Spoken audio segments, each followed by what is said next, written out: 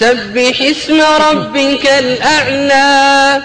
الذي خلق فسوى والذي قدر فهدى والذي أخرج المرعى فجعله غثاء أحوى سنقرئك فلا تنسى إلا ما شاء الله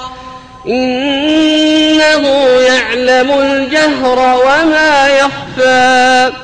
ونيسرك لليسرى فذكر إن نفعت الذكرى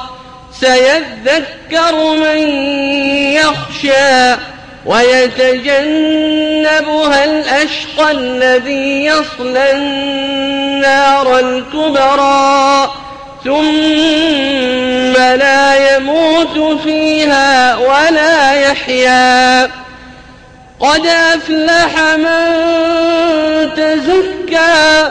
وذكر اسم ربه فصلى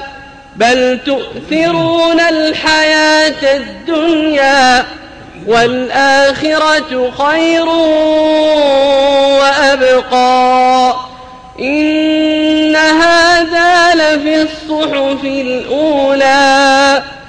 صحف إبراهيم وموسى.